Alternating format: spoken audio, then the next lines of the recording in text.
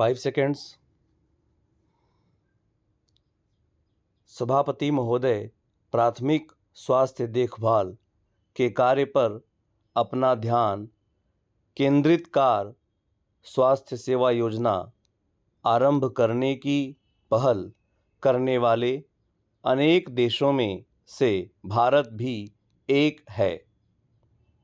स्वतंत्र भारत में स्वास्थ्य सेवा प्रणाली की आधारशिला भोरे समिति ने रखी थी, जिससे पूर्व अल्मा अता घोषणा पत्र 3 दशकों तक इस कार्य का आधार बना हुआ था।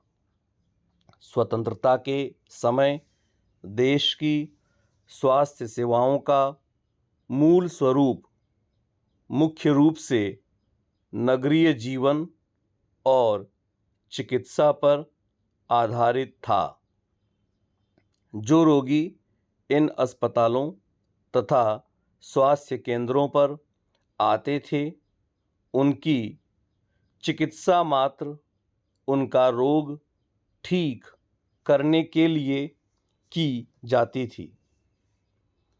इन स्वास्थ्य सेवाओं की ग्रामीण क्षेत्रों में पहुंच अत्यंत सीमित थी, क्योंकि उस समय रोगों की रोकथाम संबंधी सेवाएं सीमित मात्रा में थीं। पहली पंचवर्षीय योजना में प्राथमिक, उच्चतर तथा अन्य प्रकार के चिकित्सा केंद्रों के निर्माण और उन्हें उचित रेफरल प्रणाली से जोड़ने के प्रयास आरंभ किए गए। आम जनता की प्रमुख स्वास्थ्य समस्याओं के समाधान के लिए कार्यक्रम बनाए गए और उन्हें लागू किया गया। इन प्रयत्नों के परिणाम स्वरूप ज्ञात मृत्यु दर, जो 1951 में 27 थी, 1955 में घटकर 9 रह गई।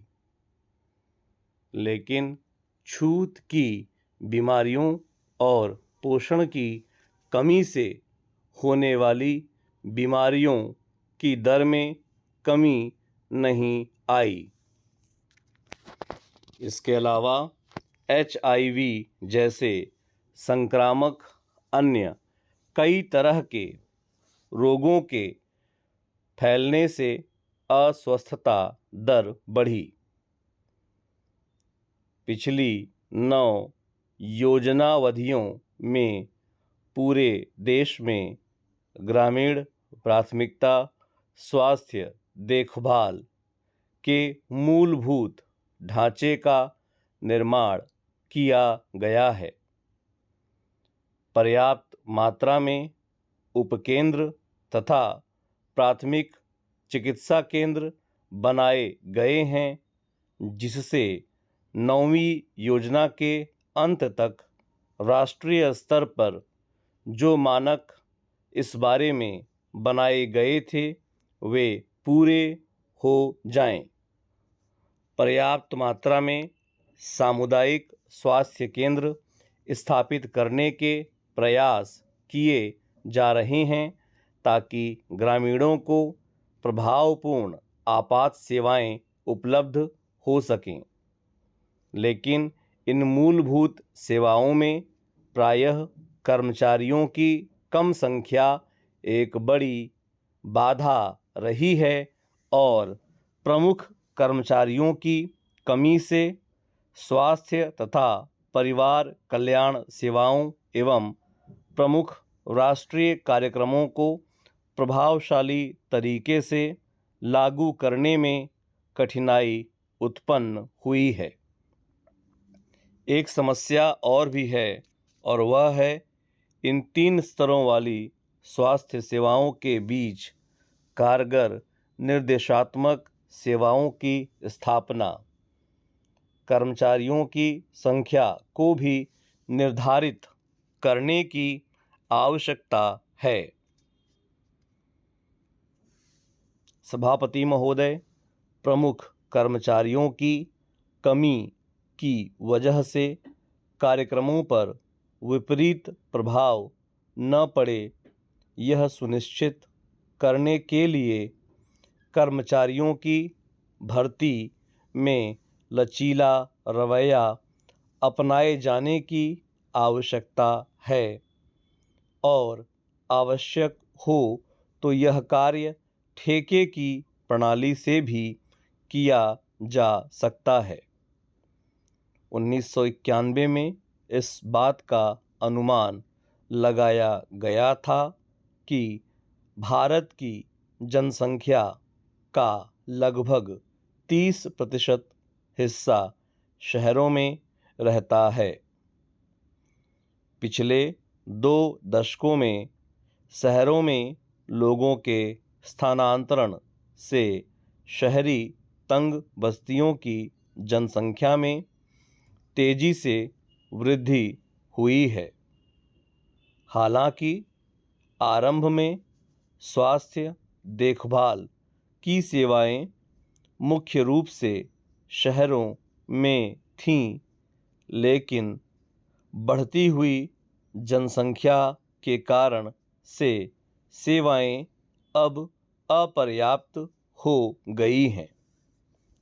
स्वास्थ्य सेवाओं की कमी महसूस होने पर नगरपालिकाओं, राज्य सरकारों, गैर सरकारी संगठनों सहित अनेक संगठनों और विदेशी सहायता से चलने वाली परियोजनाओं ने आवश्यक मूलभूत सुविधाओं के सृजन तथा आवश्यक कर्मचारियों की व्यवस्था का प्रयास किया। ग्रामीण स्वास्थ्य सेवाओं की तरह शहरी स्वास्थ्य सेवा क्षेत्रों को प्राथमिक, माध्यमिक तथा तृतीय प्रकार की श्रेणी में विभाजित करने की कोई स्पष्ट तथा संगठित कोशिश नहीं की गई। परिणामस्वरूप कुछ केंद्रों में सुविधाओं का पर्याप्त उपयोग नहीं हो पा रहा है और अन्य केंद्रों में अत्यधिक भीड़-भाड़ है। एक ही क्षेत्र सहायक अथवा अन्य प्रकार की सेवाएं देते हैं और उनमें उचित कारगर संपर्क स्थापित करने के प्रयास किए गए हैं ताकि उपलब्ध स्वास्थ्य सेवा सुविधाओं का अधिकतम उपयोग हो सके। रोगों को नियंत्रित करने के कार्यक्रमों की सफलता के लिए उचित मूल्य पर अच्छी किस्म की दवाइयों का प्रावधान आवश्यक है। अनावश्यक दवाओं तथा निश्चित मिश्रण वाली खुराक की दवाओं को नियंत्रित करने और अगर संभव हो तो उन्हें समाप्त करने की भी उतनी ही आवश्यकता है। इस तथ्य को मान्यता प्रदान करते हुए 8वीं योजना में खाद्य तथा दवा नियंत्रण संगठनों को सुदृढ़ करने के प्रावधान किए गए, लेकिन फिर भी इस योजना को लागू करने का कार्य अपूर्ण और धीमा रहा है। अगले कुछ वर्षों में इस कार्य को प्राथमिकता के आधार पर किया जाएगा। कोई भी स्वास्थ्य कार्यक्रम और उस स्वास्थ्य प्रणाली के साथ संलग्न कर्मचारी कम महत्वपूर्ण नहीं होते। राज्यों तथा केंद्रीय क्षेत्र दोनों के बजट का 75% हिस्सा कर्मचारियों के वेतन पर खर्च होता है। स्वास्थ्य सेवा योजनाओं की भांति भारत में स्वास्थ्य कर्मचारियों की योजना पर ध्यान नहीं दिया गया है।